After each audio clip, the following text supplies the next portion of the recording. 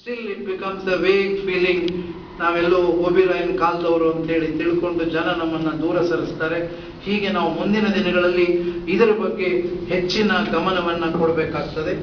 ಇಲ್ಲಿಯೂ ಕೂಡ ಎಷ್ಟರ ಮಟ್ಟಿಗೆ ಜಗತ್ತಿನ ಸಿದ್ಧಾಂತಗಳಲ್ಲಿ ಈ ಒಂದು ಸಾಕ್ಷಿ ಪ್ರಜ್ಞೆಯ ಬಗ್ಗೆ ಎಚ್ಚರ ಇದೆ.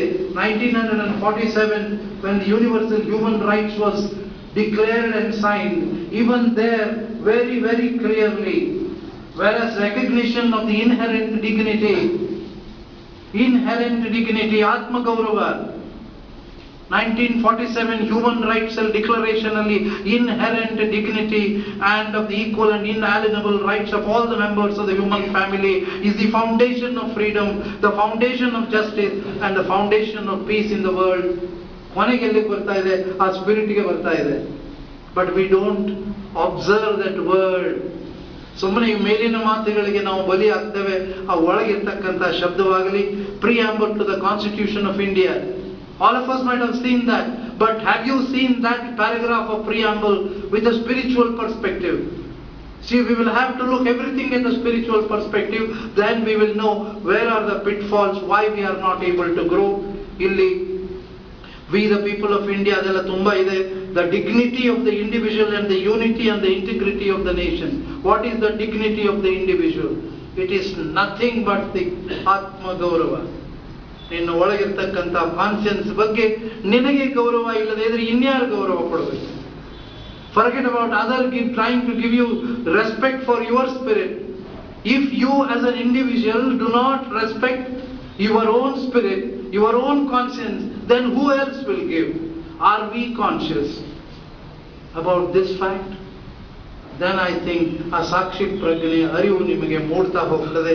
ಇಲ್ಲವಾದಲ್ಲಿ ಮೂಡೋದಕ್ಕೆ ಸಾಧ್ಯವಾಗಲ್ಲ ಅಂತ ಮಾತನ್ನು ಹೇಳ್ತಾ, ಎಲ್ಲ ಅನೇಕ ವಿಷಯಗಳಿವೆ. ಇದನ್ನೇ ಕೂಡ ನಮ್ಮ Rabindranath Tagore let my country awake. Where is he trying? We are not sleeping. Yes, with respect to the spirit, we are sleeping. We are unconscious about it. ಈ ಸಾಕ್ಷಿ ಪ್ರಜ್ಞೆ ನನ್ನ ದೇಶದ ಪ್ರತಿಯೊಬ್ಬ ಪ್ರಜೆಯಲ್ಲಿಯೂ ಕೂಡ where the mind is without fear. Ravindranath Tagore, where the mind is without fear and the head is held high, Atma Gauravadinda. Why? Yaka Atma Gaurava? Ninnalli Shivane idane ninnalli. Why you are scared about anybody? Whether I am poor, whether I am rich, whatever it is, Atma Gaurava ನಿನಗೆ ಒಳಗೆ ಶಿವನಿದ್ದಾನೆ. ಅವನ ಸಾಕ್ಷಿಯಾಗಿ ನಾನು ನಡೀತಾ ಹೋಗ್ತೇನೆ. ನನ್ನಲ್ಲಿ ಶಿವ ಇಲ್ಲ ಅಂದಾಕ್ಷಣ ತಕ್ಷಣ ನಾನು ಶವ. The moment the last breath takes place, I become a dead body. I am not a body. So ಇಲ್ಲಿ ಸಾಕ್ಷಿ ಯಾವುದಿದೆ? ನಿಮ್ಮ ಆತ್ಮವೇ ನಿಮಗೆ ಸಾಕ್ಷಿ. Dead body and the body difference ಅನ್ನು ನಾವು ಅರ್ಥ ಮಾಡ್ಕೊಳ್ಳೋದಾದ್ರೆ ಸಾಕ್ಷಿ ಪ್ರಜ್ಞೆಯನ್ನು ಪರಿಪೂರ್ಣವಾಗಿ ಅರ್ಥ ಮಾಡ್ಕೊಂಡಂಗೆ. ದ ಮೊಮೆಂಟ್ ಒಳಗಿರ್ತಕ್ಕಂಥ ಆತ್ಮ ಹೋದಾಗ ಈ ಮಾತು ನಮಗೆ ಅರ್ಥವಾಗ್ತದೆ. ಇಲ್ಲಿ Ravindranath Tagore Pura, where the mind is without fear and the head is held high, into that heaven of freedom, my Father, let my country awake from the spiritual angle. So that is my looking at that thing. ಹೀಗೇನೆ ನಾವು ಇನ್ನೊಂದು ಸ್ವಲ್ಪ scientific ದೃಷ್ಟಿಯಲ್ಲಿ Aristotle ನೋಡಬೇಕಾದರೂ ಕೂಡ it is not necessary to ask soul and body are one. ಈಗ ಅನೇಕ ಜನ basic ಅನ್ನೇ ಕ್ವಶನ್ ಮಾಡ್ತಾರೆ. ಆತ್ಮ ಇದೆ, ಸ್ಪಿರಿಟ್ ಇದೆ, ಏನೇನ್ರಿ ಹೇಳ್ತೀರ ಹುಚ್ಚುಚ್ಚಾಗ, ಅದು ಎಲ್ಲಿದೆ ತೋರಿಸ್ರಿ ಅಂದ್ರೆ. Aristotle says it is not necessary to ask soul and body are one, just as it is not necessary to ask whether the wax and its shape are one or other. This is Aristotle's statement. ಹೀಗೆ ಡೆಸ್ಕ್ರೀಟಸ್ ಅಂತಕ್ಕಂಥ ವ್ಯಕ್ತಿಯು ಕೂಡ in the year 1596 he very clearly says, I believed that mind exerted control over the brain via the pineal gland, and this gland in two hemispheres is the principal seat of the soul. ಎಲ್ಲಿದೆ ನಿನ್ನ ಮೂಲ ಚೈತನ್ಯ ಅನ್ನೋದಕ್ಕೆ ಶರಣರ ವಚನಗಳಲ್ಲಿ ಬೇಕಾದಷ್ಟು ಇದಕ್ಕೆ ಪುರಾವೆಗಳು ಸಿಗ್ತದೆ. Where is the seat of the soul ಅಂದ್ರೆ in between the brain there is a place called as a pineal gland, which the scientists still have not been able to dissect the details of this particular gland, where this Discretus very clearly say it is the seat of the soul and the place in which all the thoughts of the human being are formed and sent as waves. ನಿಮ್ಮ ಮನಸ್ಸಿನಲ್ಲಿ ಕೂತಿದ್ದೀರಾ, ವಿಚಾರ ಮಾಡ್ತಾ ಇದ್ದೀರಿ, ಎಲ್ಲಿಂದ ಉದ್ಭವ, there must be some epicenter within. ನೋಡಿ, ಅದು seat of the ಸೋಲ್. ಅದರ ಬಗ್ಗೆ ನಾನು ಎಲ್ಲಿಯವರೆಗೆ ಜಾಗೃತಿ ಆಗೋದಿಲ್ಲ. ಹೀಗೆ ನಾವು ನ್ಯೂರೋಬಯಾಲಜಿಯಲ್ಲಾಗಲಿ, ಫಿಲಾಸಫಿಯಲ್ಲಿ ನ್ಯೂರೋ ಫಿಲಾಸಫಿ ಅಂತ ಹೇಳಿ ಹೊಸ branch we will have to understand this. ಹೀಗೆ ಪ್ರತಿಯೊಂದರೂ ಕೂಡ ಇದು ನ್ಯೂರಲ್ ಕೋರಿಲೇಟ್ಸ್ ಆಫ್ ಕಾನ್ಷಿಯಸ್ನೆಸ್ ಅಂತ, ಅದರಲ್ಲಿಯೂ ಕೂಡ ನಾನು ಅಂತರಂಗದಲ್ಲಿ ಹೋದಾಗ as long as our brain is a mystery. ಇಷ್ಟು ಸಣ್ಣ brain 1.5 kg which behaves like a jelly ನೋಡಿದಿರ ನೀವು, ಅಷ್ಟೇ ಇರೋದು, ಜೆಲ್ಲಿ ಶೇಪ್ ಅಲ್ಲೇ ಅದಿರೋದು ಬ್ರೈನು. ಎಷ್ಟಿದೆ ಅದರಲ್ಲಿ, ನ್ಯೂರಾನ್ಸ್ ಎಷ್ಟಿದೆ ಅಂತ ತಿಳ್ಕೊಂಡಿದ್ದೀರಿ?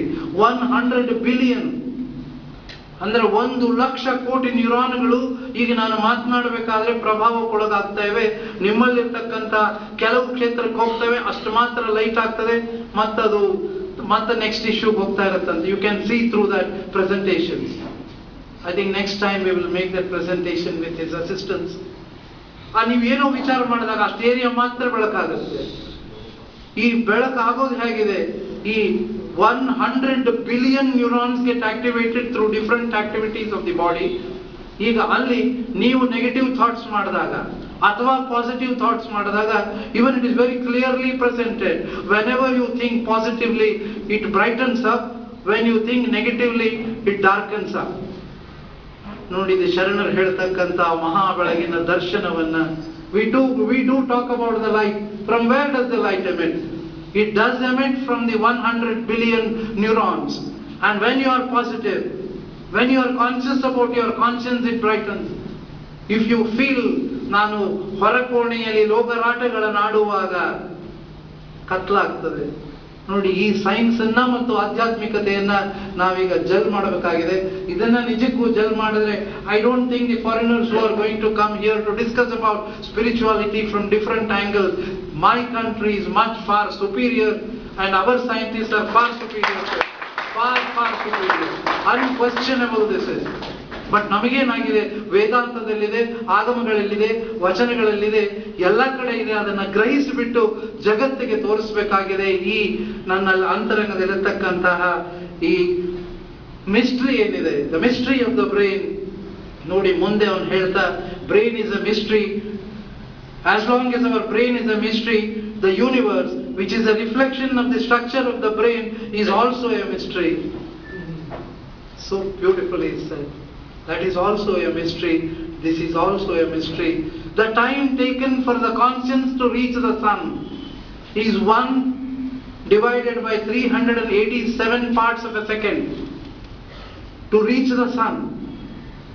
ನಿಮ್ಮ ಕಾಸ್ಮಾಸ್ ಅಲ್ಲಿರ್ತಕ್ಕಂಥ the last point which the scientists are talking about, the sound waves take 440 years ante, whereas this conscience can travel the entire distance 1 below 20 per second time. That is the speed of conscience, and the conscience doesn't have any barriers. They have studied and put in. I am not making some vague statements here because of the time frame, which is just 5 minutes left out. ಈಗ ನೀವು ಮಾತನಾಡುವಾಗ, ಈ ಧ್ಯಾನಗಳನ್ನು ಮಾಡುವಾಗ, ಆ ಒಳಗಿರ್ತಕ್ಕಂಥ electro magnetic ಫೋರ್ಸ್ಗೆ ಅದಕ್ಕೂ ಕೂಡ ಒಂದು ಒಳ್ಳೆಯ ಹೆಸರನ್ನ ಕೊಡ್ತಾರೆ ಅವರು. ಅಲ್ಲಿ ಕೊಡುವಾಗ ಅದನ್ನ ವೋಲ್ಟೇಜ್ ಅನ್ನ ಮೆಜರ್ಮೆಂಟ್ ಮಾಡಿದಾಗ, ಎ ನೆಗೆಟಿವ್ ಪರ್ಸನ್, ಡಿಪ್ರೆಷನ್ ಆದಾಗ, A person is an depression, it is just between 2 to 5 millivolts. 1 millivolt is 1,000th of a volt. The current generated within your heart is just 2 to 5 millivolts, whereas a normal person, ಈಗ ನಾವು ಕೂತಿದ್ದೇವೆ, it is somewhere between 50 to 80 volts. It has been measured and experimented. Then ಈಗ Olympic ನಲ್ಲಿ ನಾನು ಮಾಡ್ತೇನೆ, I will reach the conscious, I am conscious about what I am doing. It goes as high as 2000 millivolts. ಒಳಗಡೆ variation ನೋಡಿ, frequency variations ನೋಡಿ. It can go through this conscious speed, it can pierce through anything.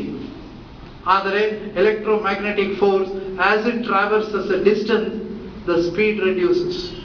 Whereas conscience ಗೆ speed limitation illa, that is called as infinity of the conscience. That is the infinity of the ಅನ್ನುವ ಹೀಗೆ conscience ಬಗ್ಗೆ ಹಿಂದೂ ಧರ್ಮದಲ್ಲಿ any faculty, intuition or judgment that assists in distinguishing right from the wrong. ಗೀತಾದಲ್ಲಿಯೂ ಕೂಡ knowledge about virtues and ವೈಸಸ್. ಹಾಗೆ ಬುದ್ಧನೂ ಕೂಡ when the mind is face to face with the truth, ಆ ಎರಡು ಕೋಣೆಯಲ್ಲಿ ಸ್ವಲ್ಪ ನೀವು ಪ್ರವೇಶ ಮಾಡಿ ನೋಡಿ, ಆ ಹೊರ ಕೋಣೆಯಲ್ಲಿರ್ತಕ್ಕಂತಹ ನಾನು ಕನ್ನಡಿ ಕಡೆ ಒಳಗಡೆ ಸತ್ಯದ ಕಡೆ ನಾನು ನೋಡಿದಾಗ Buddha says, when the mind is face to face with the truth, under the reality, the final atma is there, and a self-luminous spark of thought is revealed at the inner core of ourselves. ಇದೇ ಮಾತನ್ನ ಕ್ಯಾಥೋಲಿಸಮ್ ಆಗಲಿ, Judaism ಆಗಲಿ, ಜೊರೈಸಮ್ ಆಗಲಿ, finally we call it the voice of conscience. ಈ voice of conscience ಅಂತಕ್ಕಂತಹ ಮಾತಿನ ಉದ್ದಕ್ಕೂ Chinese ಇದಕ್ಕೆ ಚಿ ಅಂತಾರೆ. ನಾವು ಇದಕ್ಕೆ ವಿಚಿತ್ರವಾಗಿ I have heard their voices of the Western philosopher, how in this country called as India, how they have found that Om is the voice of the God ಅಂತ ಹೇಳಿ. ಆ ನೇಚರ್ ಸೌಂಡ್ ಅಂತದ್ದು ಓಂಕಾರ. Really ಅದನ್ನು ನೋಡಿದಾಗ ಇಷ್ಟು ನಮಗೆ ಆಶ್ಚರ್ಯ ಆಗ್ತದೆ. They call it as a psychic force. We have to develop through this meditation our psychic force which can pierce anything and everything. But ಅದನ್ನು ನಾವು ಈಗ ಬದುಕಿನಲ್ಲಿ ಸ್ವಲ್ಪ ನೆಗೆಟಿವ್ ಮಾಡಿದಾಗ ಅದು ಮೈನಸ್ ಆಗ್ತಾ ಇರ್ತದೆ, ಪಾಸಿಟಿವ್ ಆದರೆ ಸುಮ್ಮನೆ ಎಕ್ಸ್ಪ್ಯಾಂಡ್ ಆಗ್ತಾ ಹೋಗುತ್ತೆ. Finally it joins the universal consciousness ಅಂತಕ್ಕಂಥ ಮಾತಿನೊಂದಿಗೆ ಬಹುಶಃ ಸುಮಾರಿವೆ. ಇದನ್ನ another opportunity, because that I am even as I am conscious about conscience, I am conscious about time also. ಸುಮಾರು ವಿಷಯಗಳಿವೆ. ಇದರಲ್ಲಿಯೂ ನಾನು ಹೆಚ್ಚಿಗೆ ಆಳವಾಗಿ ಹೋಗಲಾರದೇನೆ ಇತ್ತೀಚೆಗೆ there was a Times of India ನಲ್ಲಿ ಈ ಯೋಗನೋ ಮೆಡಿಟೇಷನ್ is nothing